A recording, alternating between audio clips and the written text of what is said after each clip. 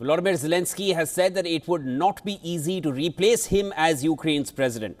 And this comes as US leaders suggested that he may have to resign after a contentious Oval Office meeting with President Donald Trump and Vice President J.D. Vance. Talking to British media after a summit of European leaders in London, Zelensky repeated his offer to step down in exchange for NATO membership for Ukraine. And Trump's national security advisor, Mike Waltz, told US media that we need a leader that can deal with the US, eventually deal with the Russians and end this war. He added that if it becomes apparent that President Zelensky's either personal motivations or political motivations are divergent from ending the fighting in this country, then I think we have a real issue. House Speaker Mike Johnson also questioned whether Zelensky was fit for the job, saying that if the Ukrainian leader does not come back to the negotiating table in gratitude, someone else needs to lead Ukraine.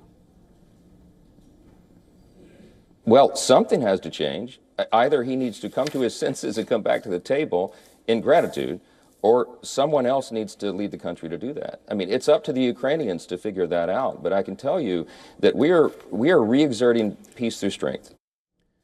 UK's ambassador to the US, Peter Mandelson, has said that Ukraine should be the first to commit to a ceasefire. Mandelson told ABC News that US and Ukraine must get back on the same page. He called for Zelensky to give his unequivocal backing to the initiative that President Trump is taking for peace in Ukraine, adding that Kiev should be the first to commit to a ceasefire and defy the Russians to follow.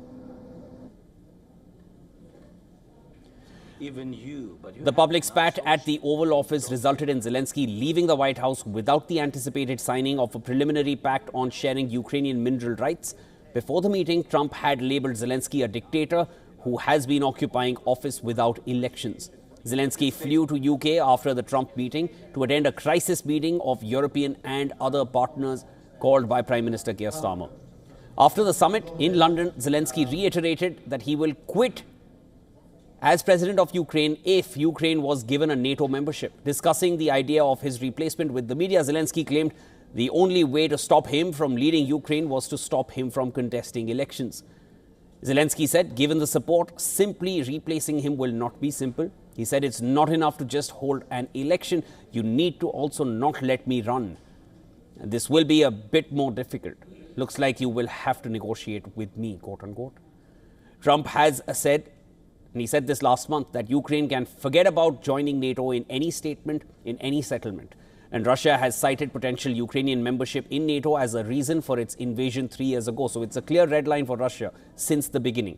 The US president has also previously criticized NATO allies for not spending enough and not spending much on defense. He feels that the US has an unreasonable burden in ensuring the security of member nations. Meanwhile, Trump's advisor Elon Musk has publicly supported the idea that the United States should pull out from both the NATO and the UN. Reacting to a post on social media, Musk responded, saying, "I agree," to the user's suggestion that it's time to leave NATO and the UN. Musk, who is leading Trump's cost-cutting initiative with Doge, flew back with the president to the White House on Sunday.